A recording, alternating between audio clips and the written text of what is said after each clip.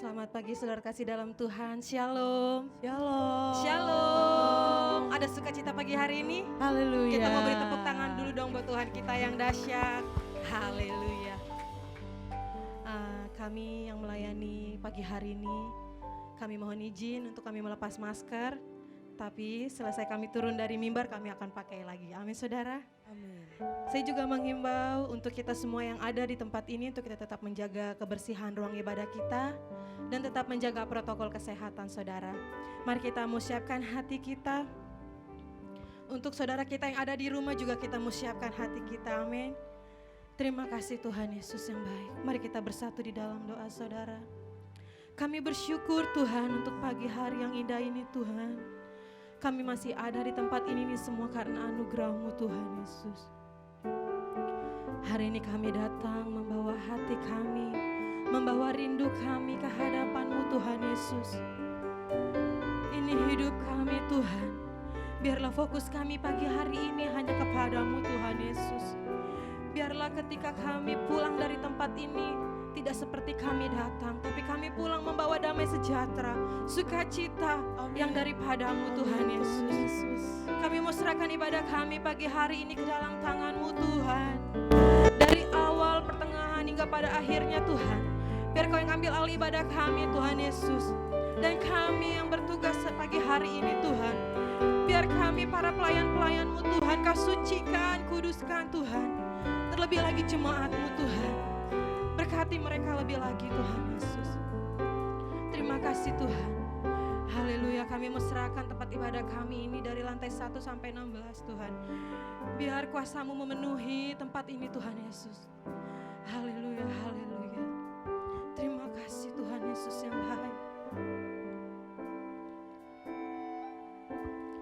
Kau melukis wajahku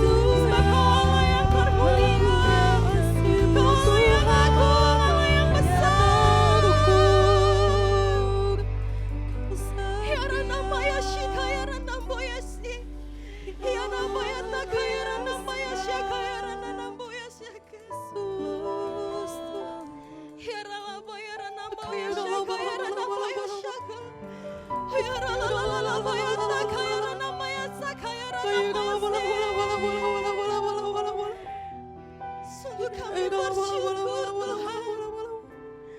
Haleluya Yesus. Ku angkat tanganku Yesus, memuji perbuatanmu, sungguh tiada terukur kasih setiamu. Dalam naungan sayapmu ku mau terus menyembahmu, kasihmu terukir di lubuk hatiku. Mari kita mau angkat kedua tangan kita untuk Tuhan kita yang ajaib. Ini menjadi pengakuan kami pagi hari ini Tuhan di hadapan-Mu. Yes Lord, kasih setiamu, dalam naungan sayapmu ku mau terus menyembahmu, kasihmu terukir di lubuk hatiku. Yes Lord, ku angkat tanganku Yesus, memuji perbuatanmu yang ajaib dalam hidup kami. Kasih setiamu, dalam naungan sayapmu ku mau terus menyembahmu, kasihmu terukir di lubuk hatiku. Sudah kita semua bangkit berdiri. Ku angkat tanganku Yesus, memuji perbuatan Tuhan. Terukur kasih setiamu, dalam naungan sayapmu ku mau terus menyembahmu, kasihmu terukir di lubuk hatiku. Kasihmu terukir di lubuk hatiku. Kasihmu terukir di lubuk hatiku. Haleluya.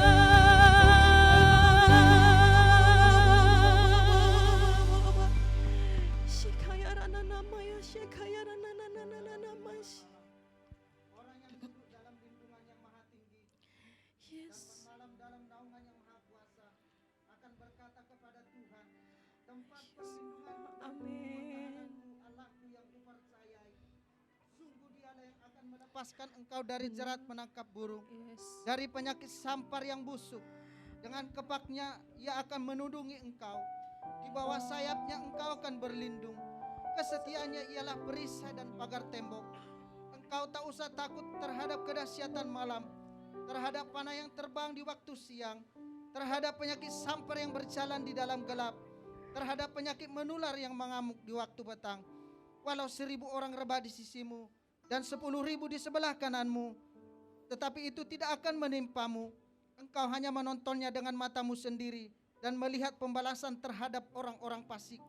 Sebab Tuhan ialah tempat perlindunganmu, yang maha tinggi telah kau buat tempat perteduhanmu. Malapetaka tidak akan menimpa kamu, dan tulah tidak akan mendekat kepada kemahmu. Sebab malaikat-malaikatnya akan diperintahkannya kepadamu untuk menjaga engkau di segala jalanmu. Mereka akan menatang engkau di atas tangannya, supaya kakimu jangan terantuk kepada batu. Singa dan ular tedung akan kau langkahi. Engkau akan menginjak anak singa dan ular naga. Sungguh hatinya melekat kepadaku, maka aku akan meluputkannya. Aku akan membentenginya sebab ia mengenal namaku. Bila ia berseru kepadaku, aku akan menjawab. Aku akan menyertai di dalam kesesakan. Aku akan meluputkannya dan memuliakannya. Dengan panjang umur akan kukenyangkan dia, dan akan kuperlihatkan kepadanya keselamatan daripadaku. Terima kasih Tuhan, setiap janji kebenaran firman-Mu kami terlalu yakin dan percaya bahwa firman-Mu ini akan selalu meneguhkan setiap hati kami ya Tuhan. Terima kasih Bapa, terima kasih. Pada pagi hari ini Tuhan, kami mengangkat tangan kami untuk bangsa ini Tuhan. Tuhan berkati bangsa kami mulai dari Sabang hingga Merauke ya Tuhan. Biarlah kiranya damai, sejahtera, sukacita yang daripadamu tinggal atas bangsa kami ini Tuhan. Kami yakin dan percaya bahwa bangsa Indonesia ini adalah biji mata Tuhan. Bahwa Tuhan akan melindungi bahkan menyertai bangsa kami ini Tuhan. Kami percaya Engkau yang memberkati Bapak Jokowi, bahkan Ma'ruf Amin, jajaran yang tertinggi, jajaran yang terendah sekalipun. Roh takut akan Tuhan akan selalu ada di dalam hidup mereka, sehingga mereka boleh bekerja dengan ketulusan hati mereka, sehingga bangsa kami ini akan semakin maju. Bangsa kami ini akan semakin lebih lagi layak di hadapan-Mu ya Tuhan. Terima kasih Bapa, terima kasih. Kami yakin dan percaya hari-hari ini Indonesia akan semakin Kau bawa naik ya Tuhan. Akan bangsa ini akan Kau pergunakan menjadi salah satu bangsa yang terus memandang kepadamu ya Tuhan. Terima kasih Bapa. Demikian juga Tuhan kami berdoa atas hamba-hamba-Mu, Bapak Nikono Towarjo beserta wakilnya Tuhan. Bahkan Bapak Wiwiko Mulyono beserta wakilnya. Bahkan Bapak Rudi Sregar yang kami kasihi di tempat ini beserta ketiga wakilnya. Tuhan kami yakin dan percaya hamba-hamba-Mu ini ada di dalam genggaman-Mu Tuhan.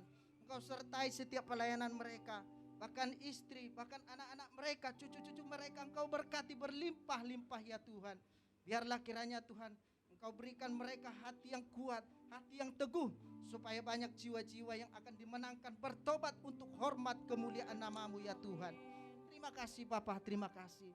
Demikian juga Tuhan kami berdoa atas tempat ini, mulai dari lantai basement bahkan sampai kepada lantai 16. Biarlah kiranya Tuhan urapan-Mu terjadi di tempat ini ya Tuhan. Karena di tempat ini ada rumah doa, ada rumah roti, rumah yang selalu bersuara mengumandangkan nama Yesus Tuhan dan Juru Selamat kami. Terima kasih Bapa, terima kasih Yesus. Demikian juga Tuhan, inilah jemaat-Mu yang hadir saat ini, bahkan yang ada di rumah Tuhan. Kami yakin dan percaya Engkau yang ambil alih seluruh hidup kami hari ini Tuhan.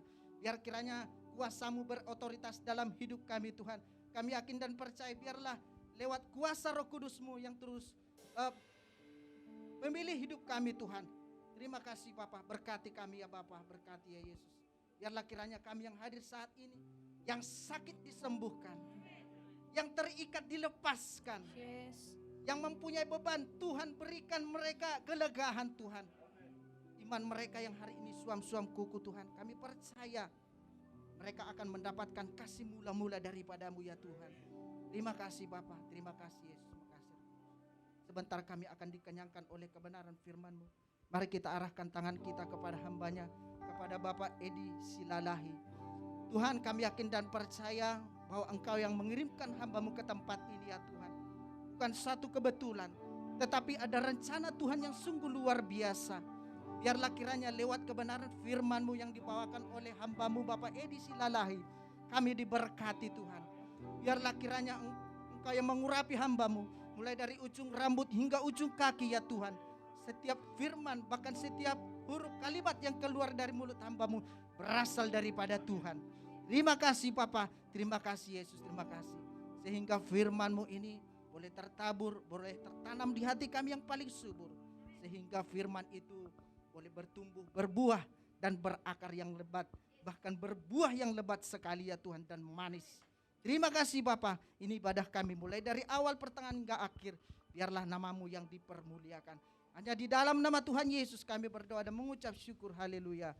Amin. Amin. Haleluya. Mau lebih lagi memuji Tuhan kita saudara? Amin. Saya mau lihat tangan-tangan yang sepemuji Tuhan lebih lagi pagi hari ini. Haleluya. Haleluya. Coba kita mau tengok saudara kita yang ada di samping, kanan, kiri, depan, belakang. Katakan, ayo lebih semangat lagi buat Tuhan kita. Haleluya.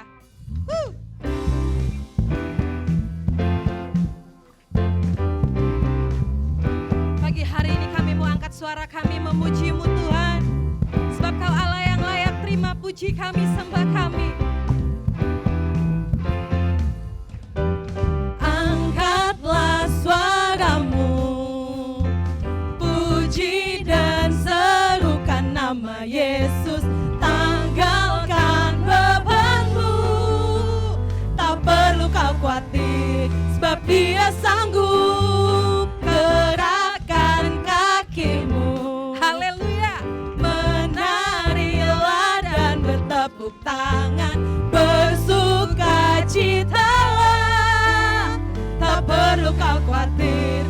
Dia sanggup.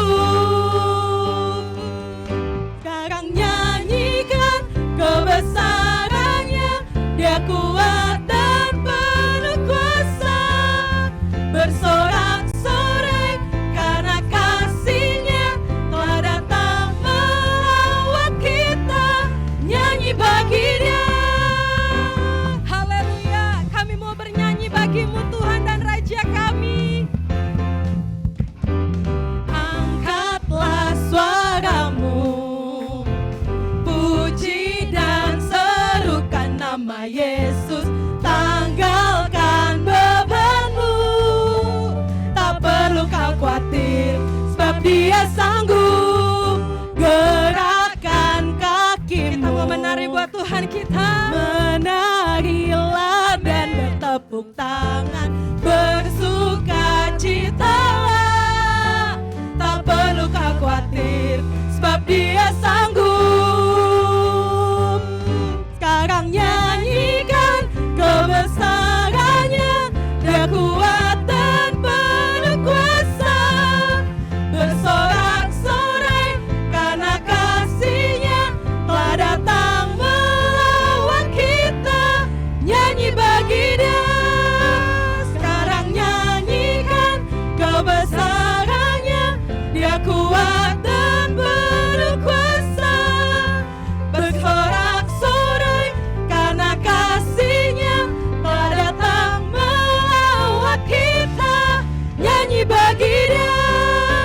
Sekarang nyanyikan kebesarannya, Dia kuat dan penuh kuasa.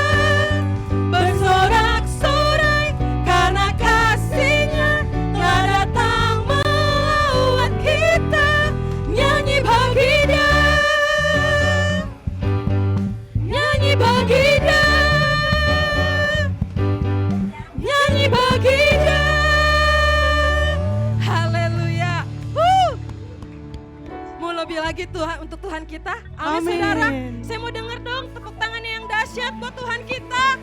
Haleluya. Kami mau lebih lagi memuji-Mu Raja kami yang ajaib. Haleluya.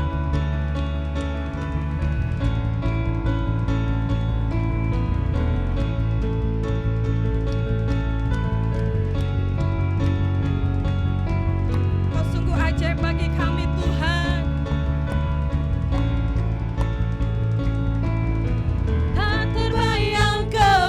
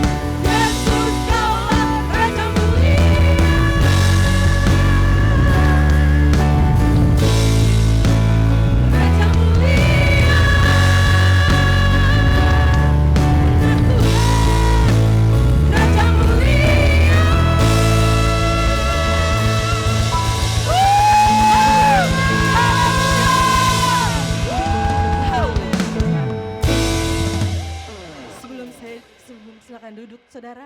Saya mau lihat nih, oma-oma aja masih semangat memuji Tuhan. Mereka antusias sekali buat Tuhan kita. Amin. Kita yang masih muda gak boleh kalah saudara. Haleluya. Amin. Yang gak mau kalah nanti ikut ibadah kedua lagi. Haleluya. Silakan duduk saudara. Kita mau siapkan hati kita pagi hari ini. Kita akan diberkati dalam kebenaran firman Tuhan.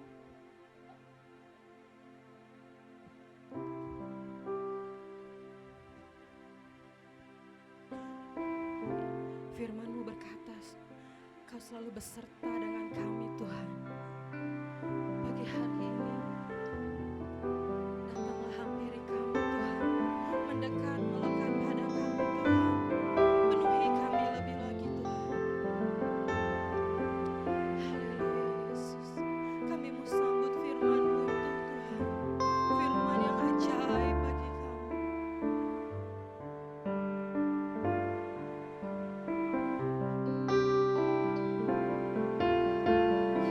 Yes.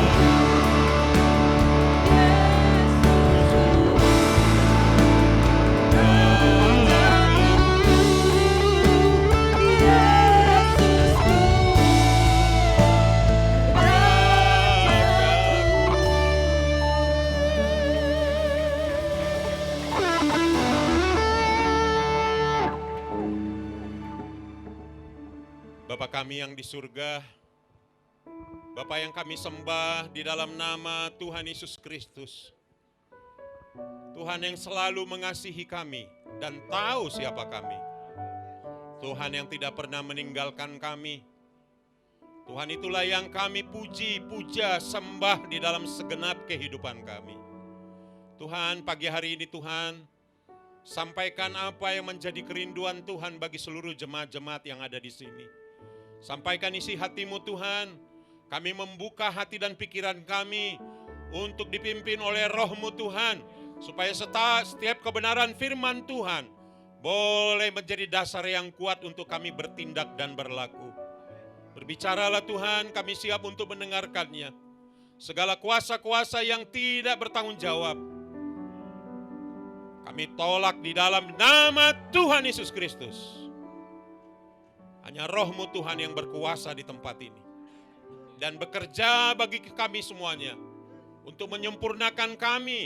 Sampai Engkau datang nanti untuk yang kedua kalinya menjemput kami Tuhan. Biarlah kami hidup di dalam kebenaran. Di dalam nama-Mu yang kudus Tuhan Yesus Kristus. Kami berdoa dan bersyukur. Haleluya. Mari kita yang percaya berkata, amin. Silakan duduk. Shalom Bapak Ibu. Puji Tuhan, saya mendapat kehormatan dari gereja di tempat ini lewat hambanya Bapak Siregar dengan Ibu dan pengurus-pengurus gereja. Ada 3 wakil Pak ya. Ada 3 wakil. Saya sangat berterima kasih. Ini pertama kali saya hadir di tempat ini. Kalau Ibu Mawar beberapa minggu yang lalu ya. Iya. Kata opung saya, kata nenek saya, kalau tidak memperkenalkan diri katanya nggak sopan. Jadi saya harus memperkenalkan diri kepada Bapak Ibu. Saya melayani Tuhan sebagai hamba Tuhan yang diutus Tuhan untuk menggembalakan di beberapa tempat. Karena gereja kami itu ciri khasnya adalah gereja misi. Jadi selalu ada penanaman gereja atau perintisan gereja. Yang pertama tahun 97 kami merintis gereja di Prima Harapan Regency di kurang lebih sekitar 7 kilo dari sini. Perbatasan Sumarekon itu ada perumahan Prima Harapan Regency. Tahun 97 saya diutus Tuhan untuk melayani di sana membuka gereja sampai hari ini. Lalu yang kedua kami buka di Halim, sekarang dipimpin oleh Bapak Dr. Hendri Suwarno. Lalu yang ketiga di BSD, bukan Bekasi Sonoan dikit ya Bapak Ibu ya. Benar-benar bumi Serpong Damai. Yang keempat di Pondok Kopi, namanya Bapak Hin Silaban, kurang lebih sebulan yang lalu baru dipanggil Tuhan, sekarang digantikan oleh istrinya.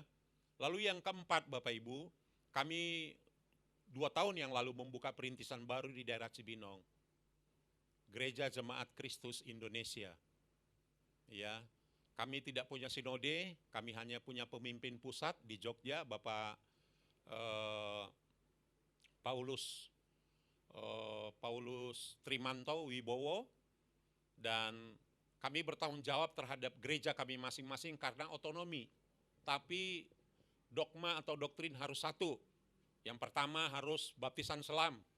Yang kedua harus percaya kepada Yesus sebagai Tuhan dan Juru Selamat. Yang ketiga percaya kepada Tritunggal.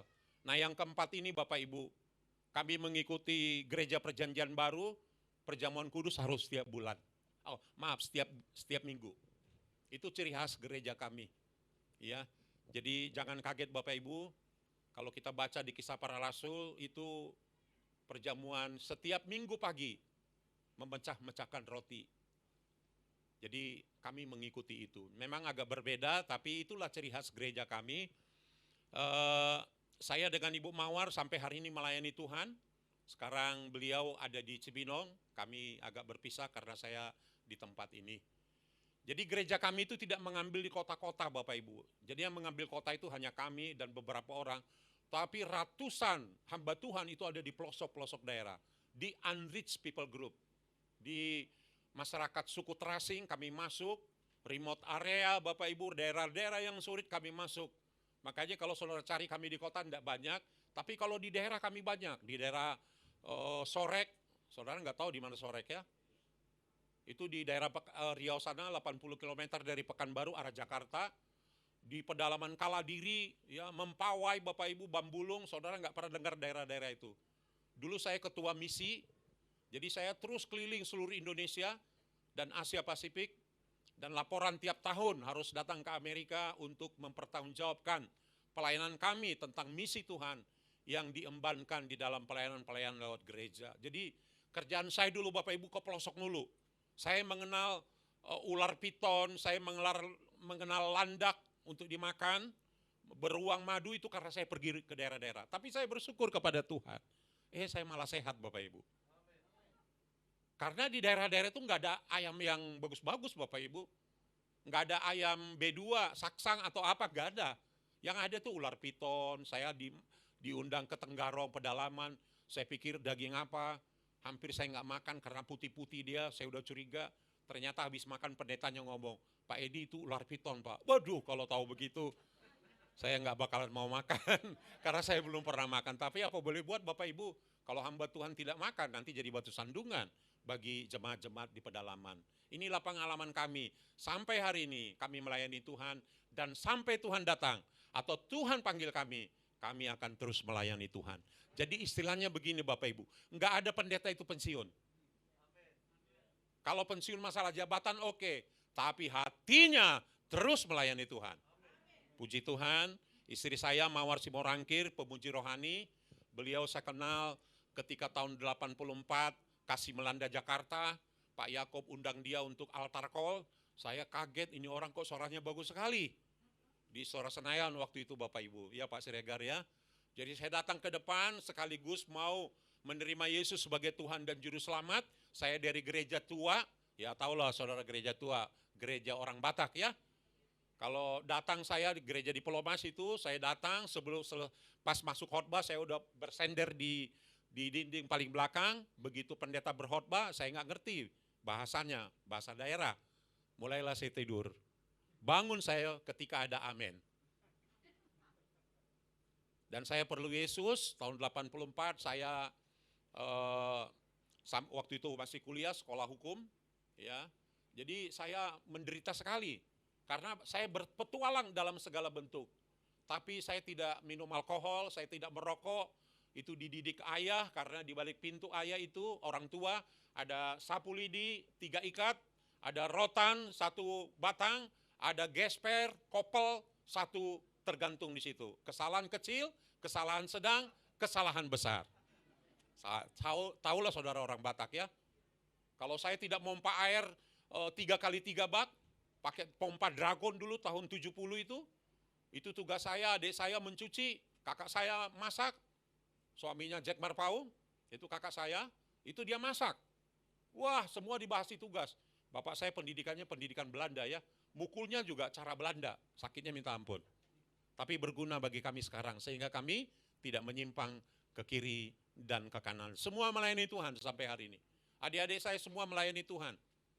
Kakak saya yang bersama dengan Pak Jack itu di Glow Medan, tapi karena sudah tua dan beliau sakit sekarang tidak melayani lagi karena kemampuan saraf-sarafnya sudah agak terganggu Bapak Ibu ya, mohon didoakan. Anak saya 3, yang pertama laki-laki, sekarang kerja di kapal pesiar sekaligus jadi hamba Tuhan di kapal pesiar Royal Caribbean.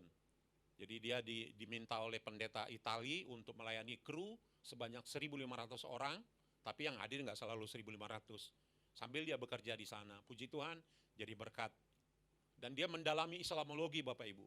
Dia paling sedang dengar Christian Prince, apalagi tuh yang saya lupa lagi ya nama-nama apologet kita yang begitu luar biasa mendunia. Wah itu saya sampai gak bisa ngikutin jalan pikirannya. Saya diberkati banyak oleh anak saya dalam bidang apologet. Ya, dia sarjana teologi dari Leeds, lalu dia bekerja jadi hamba Tuhan dan sekaligus kru di Royal Caribbean. Yang kedua kerja di bank, perempuan. Ini nih kerjanya di sini di Ahmad Yani sini. Ya, saya nggak tahu manajer apa dia sekarang, tapi tahun depan dia akan jadi kepala cabang di BTPN sini, Ahmad Yani. Kalau tidak salah yang sebelah sini ya. Yang ketiga baru tamat SMA, dia diterima di Unibrau, Tapi setelah kita hitung-hitung, kosnya, tempat tinggal, uang kuliah, makannya, akhirnya dia tidak ambil karena pilihan kedua yang dia dapat, yaitu administrasi publik, padahal dia pengen ilmu komunikasi. Akhirnya setelah kami pertimbangkan, terlalu jauh Malang, udah, dia pengen pilihan pertama, yaitu ilmu komunikasi, dia ambil di London School, di Transmart yang ada di Bekasi. Tinggal dia yang harus kami tunggu, supaya nanti begitu dia selesai, dia bekerja, kami boleh terus melayani Tuhan sampai ke ujung-ujung bumi, pelosok-pelosok bumi. Ya, begitu perkenalan saya sedikit Bapak Ibu ya. Selalu saya ingat apa kata opung saya, Edi, kalau ada yang bertanya sama kamu, atau kamu memperkenalkan diri, harus kamu jawab, ya. Kalau enggak sopan. Jadi saya udah sopan datang ke depan Bapak Ibu sekalian. Mari kita baca firman Tuhan yang terdapat di dalam Mazmur 142, 142 ayat 1 sampai ayat 8, kita akan baca Bapak Ibu berganti-gantian. Saya minta kepada Tuhan, kiranya Roh Kudus yang menolong kita untuk mengerti dan mendapat berkat firman Tuhan yang menjadi dasar dalam kehidupan kita setiap hari berjalan bersama Tuhan. Mazmur 142 ayat 1 sampai ayat 8. Oh iya, ada yang lupa Bapak Ibu. Waktu saya masih anak muda, tadi saya katakan saya berkenalan dengan Ibu Mawar, lalu dia yang Tuhan pakai untuk membawa saya kepada Tuhan, lalu kami beribadah selalu di GBI Marosaron. Bapak Yakub Nahuai, lalu 88 kami menikah. Dan langsung Tuhan panggil saya untuk menjadi hambanya. Saya sekolah teologi di GPD Cianjur. Tamat dari situ saya ambil lagi sekolah teologi di STT Lintas Budaya yang dipimpin oleh Bapak Pol Taksibarani. Dulu bukan dia ya, dulu masih Bapak Suciono. Dan Bapak Suciono memilih saya untuk mengajar di UI, Universitas Indonesia, Fakultas Teknik 7 jurusan dengan Fakultas Psikologi. Itu lama sekali Bapak Ibu, saya udah tinggal di Bekasi sini. Jauhnya minta ampun ke Depok, tapi dengan setia dan taat, saya menjalani itu Bapak Ibu. Gajinya sih nggak ada Bapak Ibu, sedikit sekali. Untuk ongkos jalan juga udah habis. Tapi puji Tuhan, lewat itulah Tuhan memberi banyak pengertian dalam kehidupan saya apa arti melayani. Ya, itu yang mendasari saya bersyukur kepada Tuhan. Karena banyak kesempatan Tuhan beri dan itu semua bermanfaat sampai hari ini. Sekarang juga saya mengajar di Sekolah Teologi MTS, Misi Tuhan Semesta di Bandung. Di gereja kami itu punya sekolah teologi ya, namanya Misi Tuhan Semesta MTS. Dan begitu tamat mahasiswa itu akan kita utus ke daerah-daerah Bapak Ibu, nggak ada yang di kota-kota besar. Itu daerah-daerah kelurahan, kecamatan. Gereja kami itu dirintis, didirikan Bapak Ibu. Dan mari kita semua menggenapi panggilan Tuhan, karena hanya satu yang dirindukan Tuhan dari kita. Menjadi imamat rajani, ya, umat kerajaan Allah, yang melayani Tuhan sampai dia datang. Siapapun engkau, karena engkau semua adalah imamat rajani. Wajib untuk melayani Tuhan. Mari kita baca firman Tuhan, Mazmur 142 ayat 1 sampai 2. Saya akan baca ayat 1, Bapak Ibu 2, begitu juga seterusnya. Nanti ayat 8 kita akan baca secara bersama-sama. Doa seorang yang dikejar-kejar, Mazmur 142 ayat 1 sampai 8. Nyanyian pengajaran Daud ketika ia ada di dalam gua, suatu doa.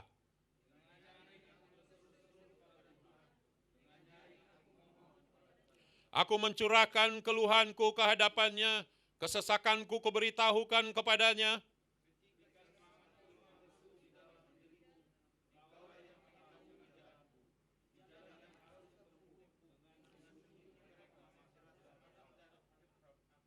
Pandanglah ke kanan dan lihatlah, tidak ada seorang pun yang menghiraukan aku. Tempat pelarian bagiku telah hilang, tidak ada seorang pun yang mencari aku.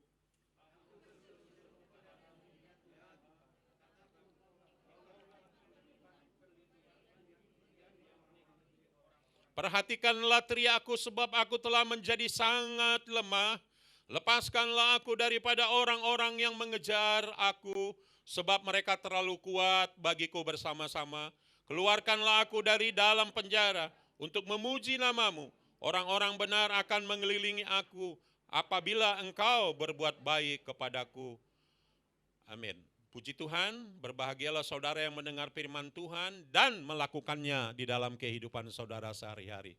Ada seorang hamba Tuhan namanya Norman Vincent Peale.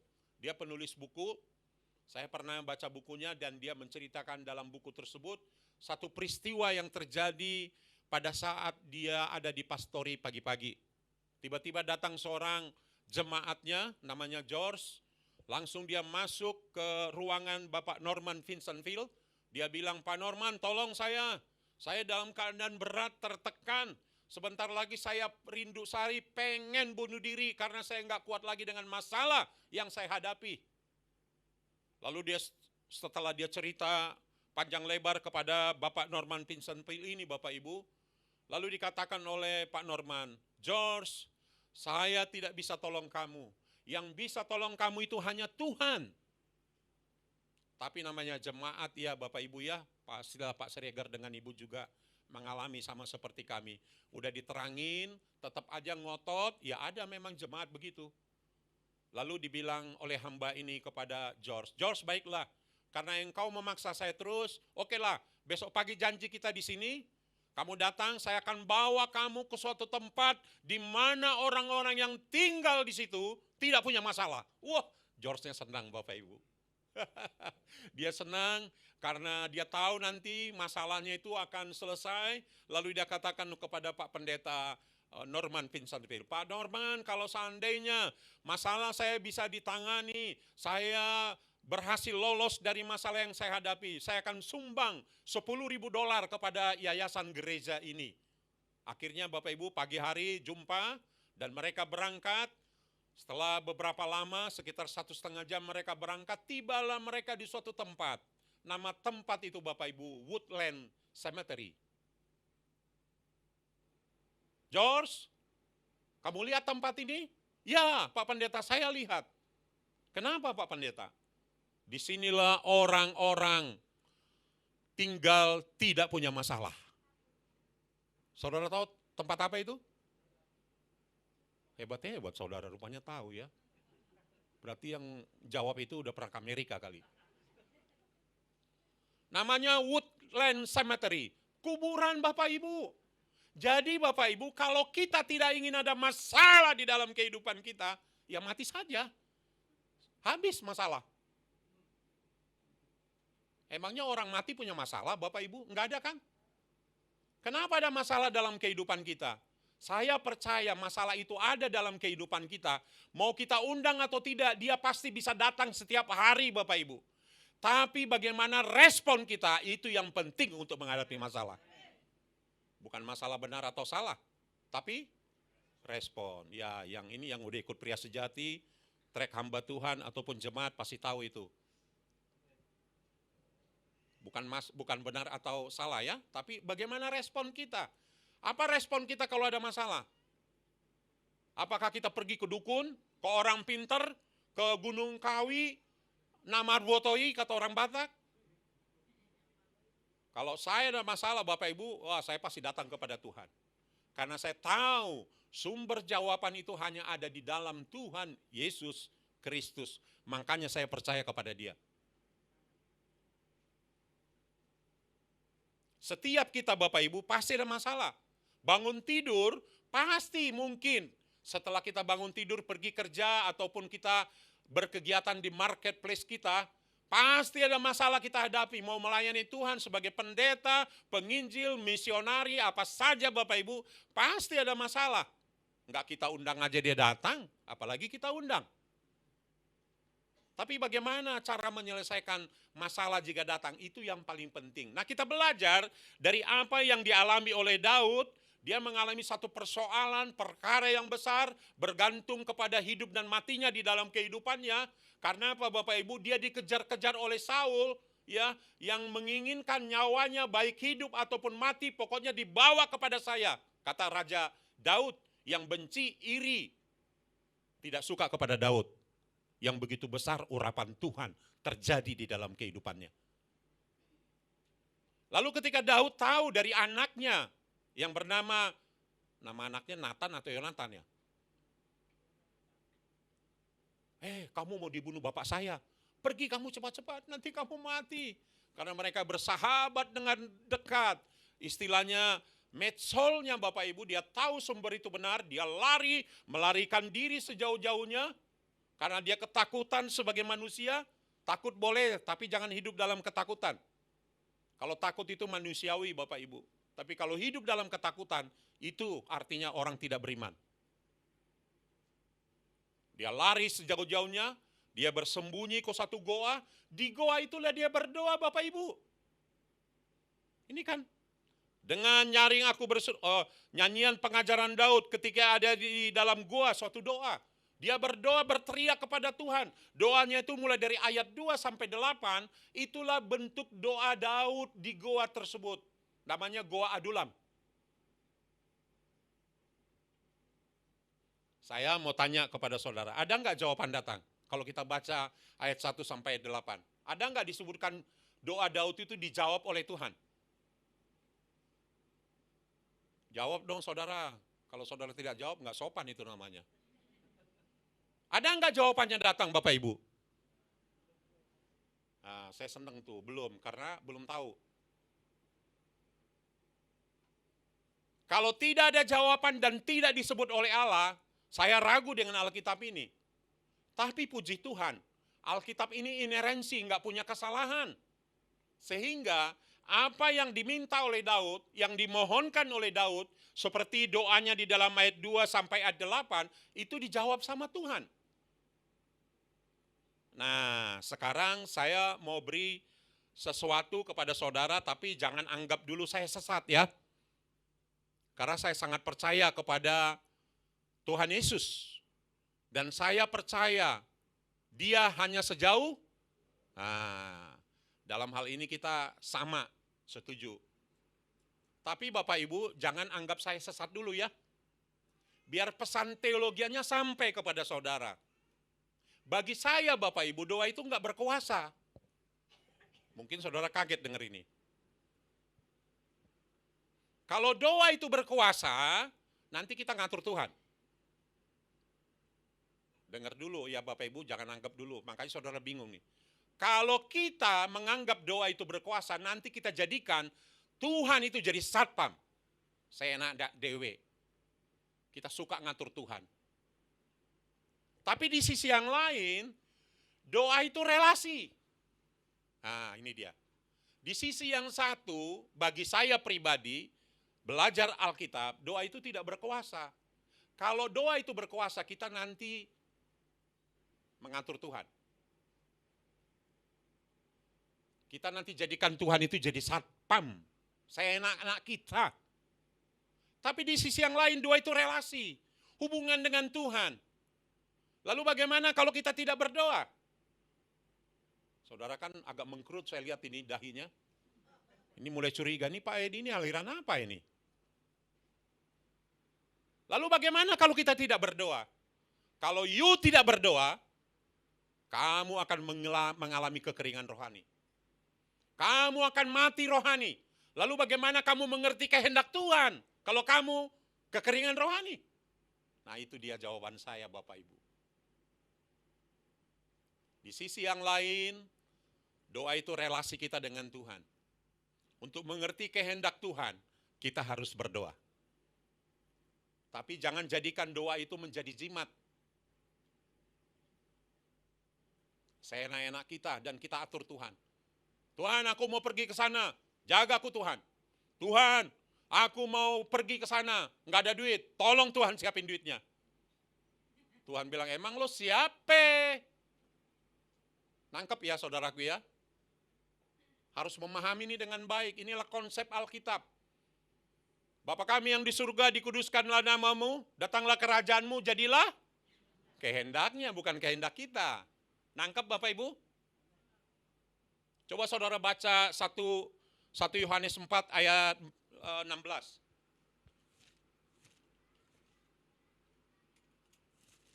Kalau sudah dapat, mohon dibaca. Satu orang. Silakan kalau ada yang sudah mendapatkannya. 1 Yohanes 5, mohon maaf. 1 Yohanes 5 ayat 16. Ayat 14. Silakan.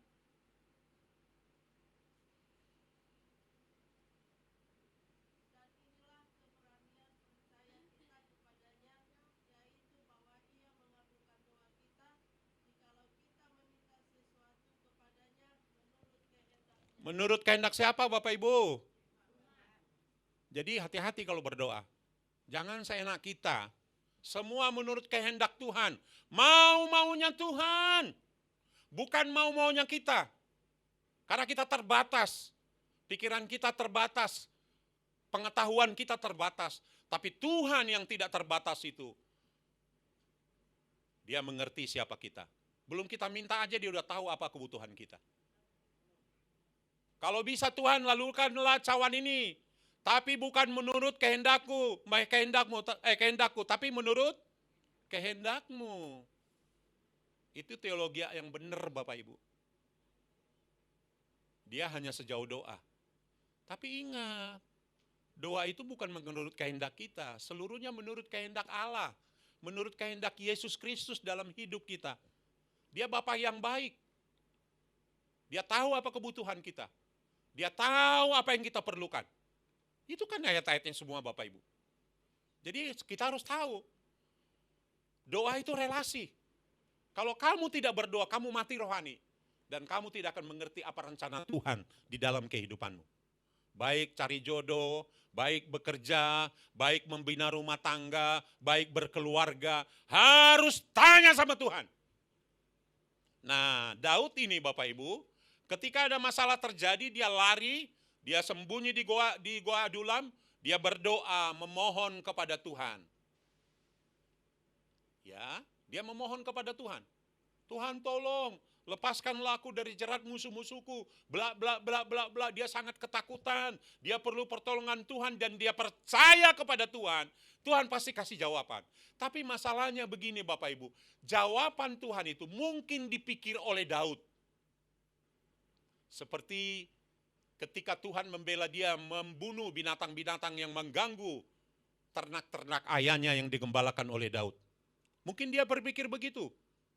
Mungkin dia berpikir bagaimana dia mengalahkan seorang tinggi raksasa yang bernama Goliat. Mungkin dia pikir hanya dengan satu butir batu dan ambalang atau ketapel, lalu matilah si raksasa itu. Mungkin dia pikir begitu, pasti Tuhan menolong. Memang pasti Tuhan menolong. Dan saya aminkan itu. Tapi pertolongan Tuhan itu Bapak Ibu, ya anehnya minta ampun. Itulah kemahakuasaan Tuhan, keterbatasan kita. Coba kita baca 1 Samuel 22. Inilah jawaban Tuhan kepada Daud. 1 Samuel 22 ayat 1 sampai ayat 2. Silakan baca satu orang. Mohon dibaca. 1 Samuel 22 ayat 1 sampai 2.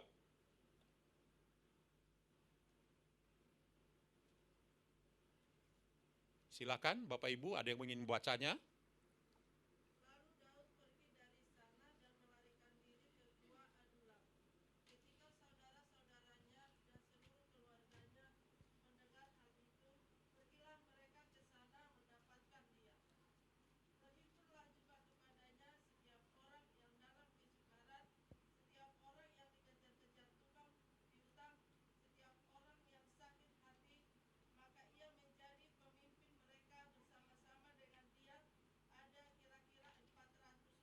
Jadi pertolongan Tuhan itu aneh Bapak Ibu. Enggak bisa kita selami dengan akal pikiran kita yang sebesar bakpao ini. Ya kan, otak kita ini sebesar bakpao. Coba saudara bayangkan bakpao, sebesar itu loh otak kita. Kita enggak bisa menyelami pertolongan Tuhan itu. Tuhan itu tidak terbatas, dia omniscience, dia omnipotent, dia omnipresent, dia maha hadir, dia maha pintar. Pertolongan yang datang kepada Daud itu aneh. Coba saudara lihat di ayat 2. Ya. Berkumpullah juga kepadanya setiap orang yang dalam kesukaran. Ini kelompok pertama Bapak Ibu. Orang dalam kesukaran pengen minta tolong kepada Daud. Lalu yang kedua, setiap orang yang dikejar-kejar tukang piutang. Oh, rupanya zaman Daud sudah ada debt collector. Yang ketiga Bapak Ibu, setiap orang yang sakit hati. 3 kelompok ini datang kepada Daud. Daud bingung. Lah, saya aja sedang berdoa kepada Tuhan. Tuhan tolong lepaskan aku dari jerat musuh-musuhku. Tiba-tiba Bapak Ibu kucluk-kucluk. Datang 450 orang dalam 3 kelompok. Minta tolong kepada Daud. Coba. Apa Daud bilang? Hei, pergi kalian, aku juga lagi banyak masalah. Enggak, Daud enggak ngomong begitu. Mungkin kita pernah ngalami, adik kita datang kepada kita. Bang, kak tolong dong. Pinjami aku uang 5 juta, aku lagi ada masalah. Kamu ini, aku juga lagi ada masalah. Kamu datang minta tolong kepada saya. Pulanglah kamu, aku gak ada uang. Dalam bentuk yang lain pasti mungkin terjadi dalam diri kita. Tapi saudara lihat, Daud tidak menolak mereka. Dan apa yang terjadi? Mereka mengangkat Daud menjadi pemimpin mereka. Jumlah mereka 450 orang. Dan saudara tahu apa jeritan minta tolong Daud kepada Tuhan? Tuhan jawab lewat kelompok-kelompok orang yang punya masalah ini. Dia diangkat menjadi raja. Peperangan demi peperangan dimenangkan oleh Daud karena dia punya pasukan. Dan sampai dia masuk istana. Saudara nangkap nggak pertolongan Tuhan itu bagaimana? Aneh kan? Jadi dalam kehidupan kita Bapak Ibu, kalau kita orang percaya, orang beriman yang bergantung sepenuhnya kepada Tuhan, biarkan model Tuhan yang memberi jawaban terhadap doa-doa kita. Karena mau-maunya Tuhan, bukan mau-maunya kita Bapak Ibu. Saya waktu sekolah teologi di Cianjur, yang dipimpin oleh Bapak Ondatu, kejamnya minta ampun, tukang pukul hamba Tuhan. Padahal Pak Ondatu itu teman saya pelayanan di Tanah Abang 2. Di Silver Queen. Di Sangaji itu Bapak Ibu. Teman pelayanan. Dengan Ibu Mawar kami melayani bersama-sama. Tapi ketika saya masuk sekolah teologinya Bapak Ondatu, itu besarnya kurang lebih 3 hektar Bapak Ibu. Bangunannya gede-gede, halamannya luas. Ada lapangan main bola, ada lapangan main basket. Itu Bapak Ibu nggak pilih kasih, saya disuruh juga cuci WC. Padahal saya temannya. Cuci WC dibentuk karakternya. Bisa nggak menyangkal diri. Tiap pagi Bapak Ibu kami bangun jam 4:30, biston pagi, setelah biston pagi kami membersihkan semua bangunan Yayasan Kabar Baik itu seluas kurang lebih 3 hektar. Termasuk saya, cuci WC, ngepel. Nah ada satu cerita Bapak Ibu, seorang hamba Tuhan yang diutus dari Tanah Grogot, baru saya tahu Tanah Grogot itu ada di Kalimantan. Jadi nama pendeta ini Boy. Bapaknya tahun 62 melayani di sana, dia ikut dengan orang tuanya di Tanah Grogot tersebut. Lalu dia cerita kepada saya, Pak Edi ya, saya waktu itu udah nikah, anak sudah 2. Tahun 91 saya masuk Cianjur. Dibentuklah karakternya habis-habisan Bapak Ibu, menyangkal diri. Nggak boleh pulang, padahal sudah nikah, punya anak. Emangnya gampang? Orang Indonesia kan kangenan. Homesick home. Wah, dibentuk di sana saya Bapak Ibu. Seminggu saya di sana pengen minta pulang terus, nggak betah. Ingat istri, ingat anak. Lalu Bapak Ibu, entah kenapa akhirnya mulai betah karena rindu untuk belajar melengkapi diri. Lalu teman saya ini jam 8 malam sudah mati semua lampu di asrama itu. Tidak boleh bertemu pria dan wanita karena ada hukum Taurat. Kalau sekolah teologi sekarang enak-enak. Kalau dulu Bapak Ibu, kalau ada, saya lihat teman-teman saya yang tertarik kepada teman wanita, dia lempar kertas. Tulisannya semua Alkitab loh Bapak Ibu. Bayangin, saya juga kaget itu. Ya kalau saya kan udah nikah, nggak mungkin dong saya lempar ke anak gadis. Bahaya itu. Lalu saya baca Bapak Ibu ketika dia tulis, pakai ayat Alkitab, memang engkau hitam. Ih, pakai Kidung Agung dia. Dilemparlah Bapak Ibu. Nah teman saya ini cerita, Pak Edi, tahun 62 papa saya diutus ke Tanah Grogot. Lalu setelah bertahun-tahun di sana, rupanya papa saya berdoa Biston pagi agak aneh Pak Edi. Anehnya apa? Anehnya begini Pak Edi. Dia berdoa, Tuhan Yesus tolonglah. Kami rindu Tuhan makan ikan laut pagi hari ini. Sudah bertahun-tahun tidak makan ikan laut Tuhan, tolong. Doanya begitu aneh didengar teman saya ini. Sekarang udah menggantikan bapaknya karena papanya udah meninggal. Nah papanya berdoa begitu Bapak Ibu. Lalu saya bilang, ya udah selesai berdoa, waktu berjalan terus, semuanya berkegiatan, kurang lebih jam 11 siang Pak Edi, tiba-tiba kami mendengar ada suara yang keras di atas seng rumah kami. Maksudnya pastori ya. Duar katanya. Kaget mereka semuanya termasuk teman saya ini pergi keluar dengan bapaknya dan staf-staf gereja. Mereka pergi keluar, dilihatlah di mana sumber bunyi itu. Ternyata Bapak Ibu sudah bertengger seekor ikan laut di atas seng rumah Bapak Pendeta. Sama seperti saudara, saya ketawa. Bohong kamu ah. Pak Edi, saya hamba Tuhan Pak Edi. Masa saya bohong? Lalu dari mana ikan laut itu saya bilang. Oh rupanya begini Bapak Ibu. Kalau di Amerika kan ada burung pelikan namanya. Yang makan ikan kan? Kalau di Indonesia ada lali. Tahu saudara tahu lali? Iya itu hanya orang Korea yang tahu itu. Burung elang Bapak Ibu. Elang itu besar. Karena sering dilihat oleh teman saya itu rentang sayapnya besar sekali. Dan Pak Ondatu itu juga piara elang. Rentang sayapnya itu bisa sampai 1,5 meter sebelah. Jadi besar sekali Bapak Ibu. Cakarnya kuat sekali. Kami harus kasih makan elang itu waktu di Cianjur. Lalu mungkin rupanya elang ini di laut, dia cakar satu ekor ikan laut yang besar. Kalau elang Bapak Ibu gengsi makan di warteg di pinggir laut. Gengsi. Dia harus makan di restoran di atas gunung. Benar kan? Coba saudara tonton Discovery Channel atau apalah. Kalau di TV kabel itu, saya paling suka itu. Dia terbang, nggak makan di warteg, dia pergi ke restoran di atas gunung. Disitulah dia makan. Tapi ketika lewat di atas rumah Pak Pendeta pastori gereja, Tuhan ngomong kepada, ini rekayasa saya Bapak Ibu ya.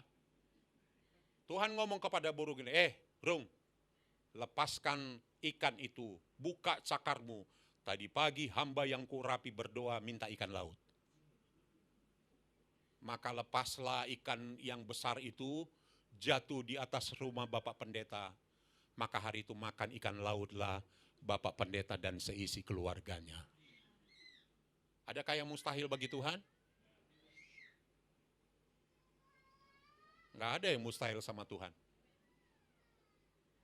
Makanya hidup kita ini tidak terbatas Bapak Ibu kalau kita hidup dalam Tuhan. Cuman kita sendiri yang sering membatasi diri kita. Kuasa Tuhan bekerja. Kebanyakan kita langsung cemas kalau ada masalah.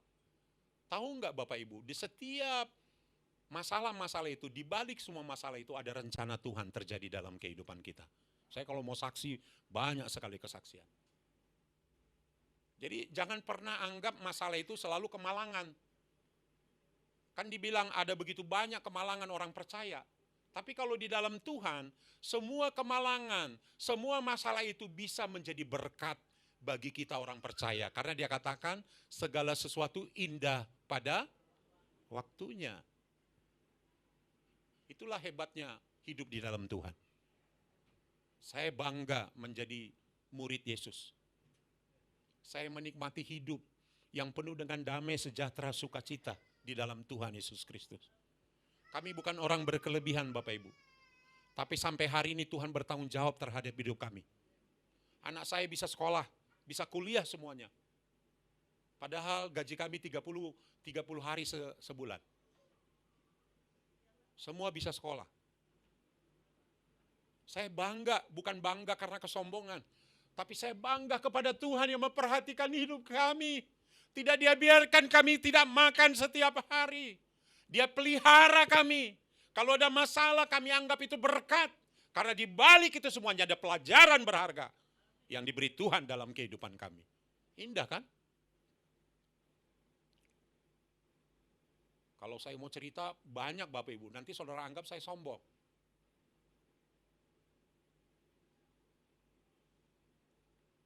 Tapi coba lihat kehidupan Daud. Dia berdoa.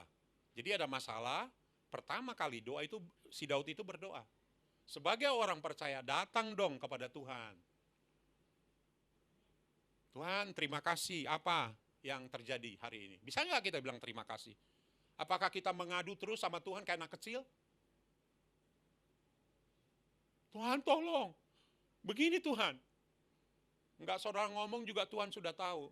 Tuhan, saya sekarang doanya bukan doa kayak anak kecil lagi Bapak Ibu. Saya selalu bilang, Tuhan terima kasih untuk peristiwa yang terjadi. Terima kasih untuk masalah yang terjadi. Apa rencana Tuhan setiap ada masalah ini? Saya ngomong begitu sama Tuhan. Karena dia tahu hidup kita kok. Mata Tuhan tertuju kepada umatnya.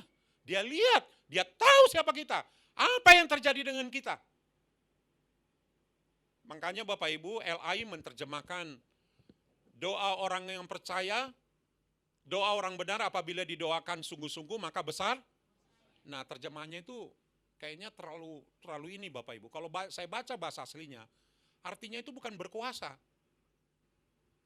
Artinya mujarab, mustajab, bermanfaat. Kalau dibilang berkuasa, kita terjebak nanti doa kita itu berkuasa. Coba saudara lihat, cari di interlinear. Bukan ditulis dengan berkuasa. Ah, ini salahnya kita sebagai orang Indonesia terjemahannya. Mustajab, berguna, bermanfaat. Jadi kalau ada masalah datang dong kepada Tuhan. Itu artinya itu kita klik dengan Tuhan. Itu artinya kita ngandalin Tuhan. Itu artinya kita sungguh-sungguh mau hidup berdasarkan kasih anugerah Tuhan. Erat melekat. Makanya dibilang doa orang. Kok saudara takut ngomongnya? Doa orang benar. Nah tanya dirimu. Memang kita tidak ada yang satu pun yang benar. Kita dibenarkan Tuhan. Tapi berdasarkan kebenaran yang dihidupi oleh kita dari Tuhan, kita membenci dosa, enggak bohong, enggak nipu orang, tidak mencuri. Itu orang benar. Lalu kalau kita bohong, udahlah enggak apa-apa kok, bohong kecil, enggak apa-apa itu sama anak-anak kok. Ai biasa deh katanya. Alah, mak. Dang pola buahai. Itu orang Korea yang tahu. Enggak bisa Bapak Ibu. Tahu kenapa saudara alasannya kenapa? Karena Tuhan itu kudus. Dia tidak bisa bercampur dengan dosa atau kekejian. Jadi setiap kita melakukan dosa, setiap kita melakukan apa yang tidak dibenarkan oleh Tuhan, itu artinya engkau sedang membuat jarak dengan Tuhan. Kalau zaman dulu Bapak Ibu, dosa-dosa membunuh, dosa-dosa berzina, itu enggak ada pengampunannya. Konsep kita selama ini salah. Lalu kalau ada orang berdosa datang ke bait Allah, lalu dipersembahkan korban. Kalau yang mampu kambing domba, yang gak mampu merpati. Stop dulu. Saudara selidiki coba. Sebenarnya darah itu dipercikkan ke dinding bait Allah, itu untuk menguduskan. Karena kita datang tidak kudus. Bukan supaya kita dikuduskan. Ada kenajisan yang tidak disadari. Datang ke bait Allah. Contohnya apa? Wanita yang datang bulan. Imam yang memegang mayat. Kan nggak boleh disentuhkan mayat. Nah itulah dosa kenajisan yang tidak disengaja. Itulah yang dibawa ke bait Allah sebagai korban untuk mentahirkan dia kembali. Tapi kalau dosa membunuh, berzina, dan yang lain-lain, itu nggak ada pengampunannya. Itu diasingkan. Yang kedua dibunuh. Coba saudara pelajari Mamat. Saudara akan terbuka pikiran saudara. Untung Yesus turun ke dunia ini. Orang yang berzina, orang yang membunuh, orang yang mencuri, itu bisa diampuni dosanya. Kalau enggak, berjejer kita masuk neraka. Tapi kalau udah hidup di dalam Tuhan, ya jangan sembarangan dong Bapak Ibu. Hati-hati hidup kita. Kerjakan keselamatan kamu dengan takut dan gentar. Itu namanya orang udah menerima keselamatan, bertanggung jawab terhadap keselamatannya. Siapa di sini yang masih suka bohong? Coba angkat tangan. Enggak ada yang ngaku. Hati-hati Bapak Ibu jalan dengan Tuhan. Tuhan itu kudus. Enggak bisa dia bercampur dengan kekejian ataupun dosa. Jangan kamu mensekutukan Tuhan dengan dosa, kekejian. Enggak bisa. Itu enggak berkenan di hadapan Tuhan. Untung kasih anugerah itu besar di perjanjian baru. Kalau enggak, mati kita semuanya. Saya akan tutup karena waktunya sudah diberi petunjuk dengan satu ilustrasi kembali. Adik saya tahun berapa ya? Tahun 80-an tamat dari IT, ya, kuliah di IT, jurusan IT. Kami sama-sama di Mawar Saron bergereja, kami juga dibaptis di sana. Ketika dia sudah bekerja bertahun-tahun di sana, tiba-tiba dia bangun ya, tanggal 16 Juni, dia ulang tahun tanggal 16 Juni, dia kerja di Pluit, rumah kami di Pulau Mas, orang tua tinggal di Pulau Mas, jadi dia harus pergi kerja lewatin perapatan Senen, masuk Cempaka Putih, masuk ke Galur, dari Galur masuk ke Kemayoran, tembus ke Pluit, Muara Karang. Ketika dia bangun dia kaget, karena tanggal 16 Juni itu kantong udah rata, tengah bulan. Ada kebiasaan di kantornya kalau ulang tahun, itu harus ditraktir teman-temannya seluruh kantor. Jadi dia kaget, waduh Tuhan Yesus, hari ini aku ulang tahun, bukannya senang, malah ketakutan. Tapi dia doa, Tuhan, aku percaya pertolongan Tuhan. Bagaimanapun pertolongan Tuhan itu bentuknya, mau aku tidak kerja, mau aku pergi sama bos, tidak sempat ke kantor, Tuhan yang punya urusan deh. Saya hanya ngikut-ngikut Tuhan saja. Udah, dia kerja ke kantor Bapak Ibu, ketika dia lewat Cempaka Putih, masuk Galur, landasan Pacu Kemayoran, Mantan, tiba-tiba Bapak Ibu dari depannya ada satu mobil, itu uang ratusan ribu berhamburan ke tengah jalan. Sama kayak saudara, pertama saya nggak percaya. Saya bilang, kamu bohong ah. Aduh bang, aku udah lahir baru bang. Aku udah hidup dalam Tuhan bang. Sekarang dia melayani di GBI di daerah Titian Indah atau Titian Kencana ini. Ada GBI di situ. Dari mana uang itu? Itu mobil berhamburan uang bang, mungkin orang Chinese. Ada kepercayaan apa bang, gak ngerti lah. Pokoknya begitu uang itu berhamburan bang, seluruh orang yang naik motor turun, standarkan motornya semua berebut. Saat aku masukin ke jaketku, kiri kanan, depan belakang, kantong celana, kiri kanan belakang semua penuh bang, uang ratusan ribu di badanku. Oh begitu ya. Lalu dia pikir, ini uang bagaimana mau dikembalikan ke siapa? Mau ke departemen sosial. Nehi aja. Pergilah dia ke kantor. Dia tahu ini jawaban Tuhan. Ya mau ngomong apa lagi? Coba saudara berhadapan dengan kayak gitu. Mau kemana dipulangin uangnya? Udah dia tahu ini jawaban Tuhan. Udah dia sisir rambut, dia standar motornya, dia kerja. Jam 12 tepat, teng. Seluruh temannya datang ke mejanya. Happy birthday to you. Bukan tuyul loh ya Bapak Ibu. Happy birthday to you. Udah, adik saya mengundang di rumah makan di daerah Muara Karang itu. Sebanyak orang itu dibawa makan. Mujizat yang kedua Bapak Ibu. Tadi yang pertama ya, uang berhamburan. Yang kedua Bapak Ibu, ketika dia membayar bon yang dia bayar, tidak lebih dan tidak kurang sebanyak uang yang dia dapat. Coba Bapak Ibu, gak masuk di akal. Saya bilang, aduh Tuhan, kok nggak terjadi juga sama saya begini. Tapi kan Tuhan punya macam-macam cara. Jadi ada yang mustahil kan sama Tuhan? Jangan batasi hidupmu dengan Tuhan. Yang penting kamu mempercayakan diri kepada Tuhan.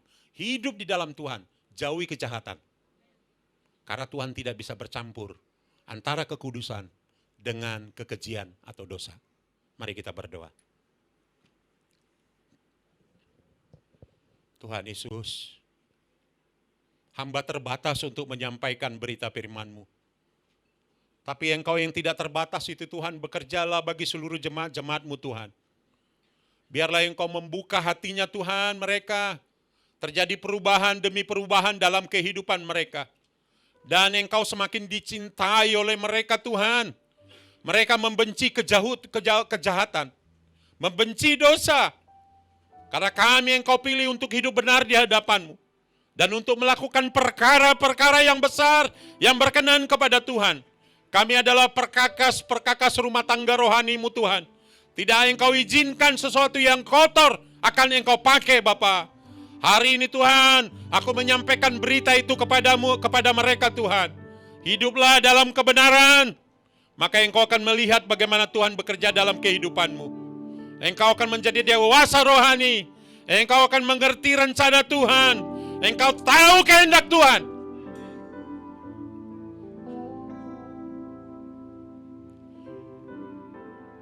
Haleluya Yesus. Ku mau seperti Engkau. Mau seperti-Mu Yesus. Saya undang jemaat untuk berdiri. Disempurnakan selalu. Jadilah Tuhan bagi jemaat ini. Jadilah rencana-Mu Tuhan bagi jemaat ini. Haleluya Bapa. Amin. Sekali lagi kita angkat pujian ini. Ku mau seperti Engkau Yesus. Haleluya. Ya Bapa.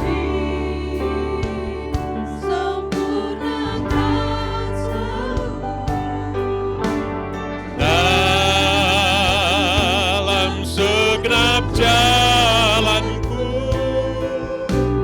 memuliakan nama-Mu, memuliakan nama-Mu, memuliakan nama-Mu, memuliakan nama-Mu.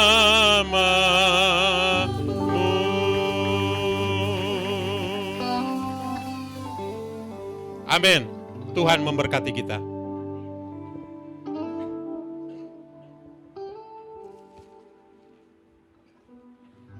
Silakan duduk saudara.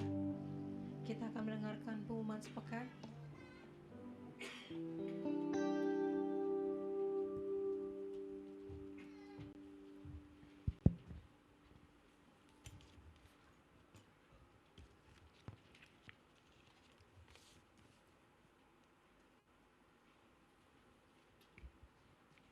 Ya, salam Bapak Ibu yang terkasih di dalam nama Tuhan Yesus. Saya percaya pagi hari ini kita tidak ada yang terlewatkan oleh lawatan firman Tuhan. Amin.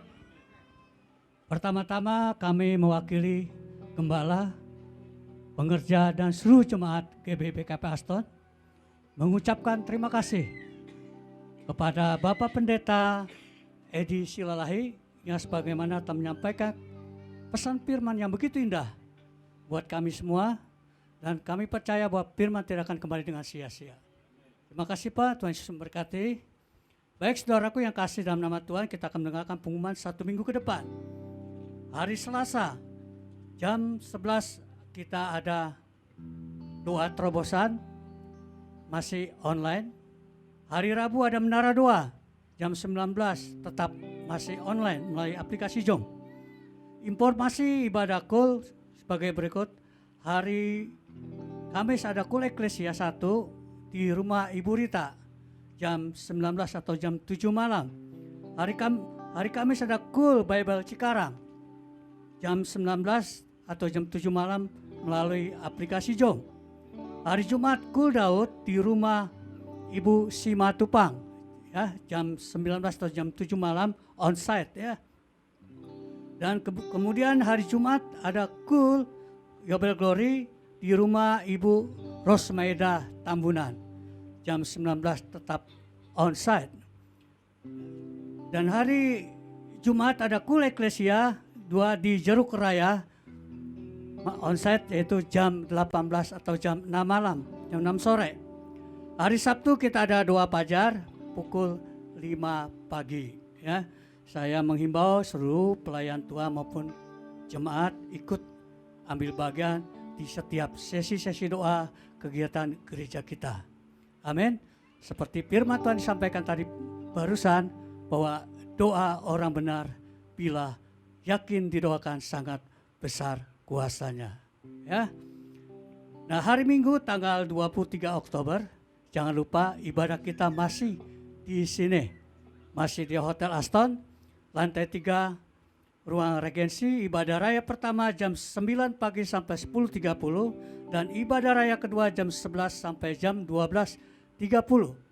Berikut mohon diperhatikan informasi Natal GBBKP Aston.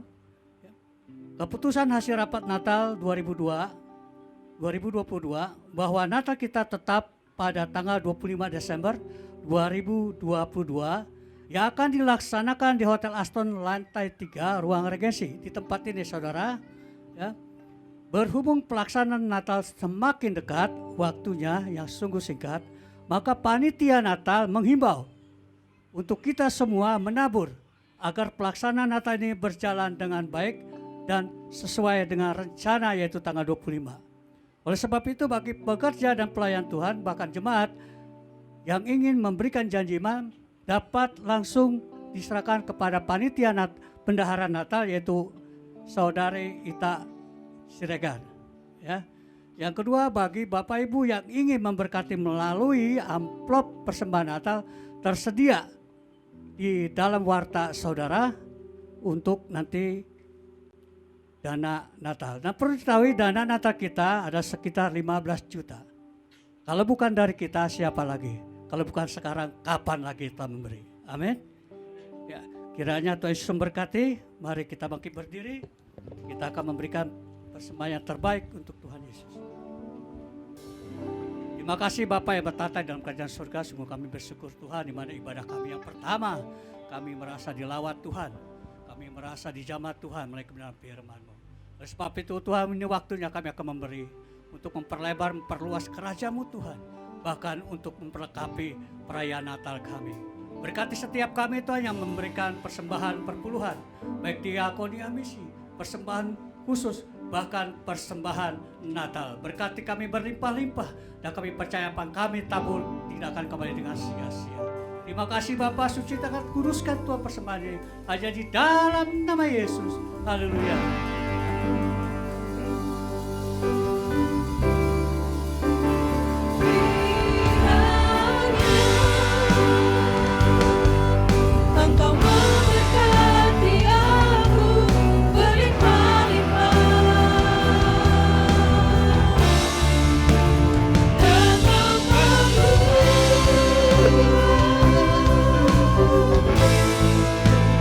Terakhir aku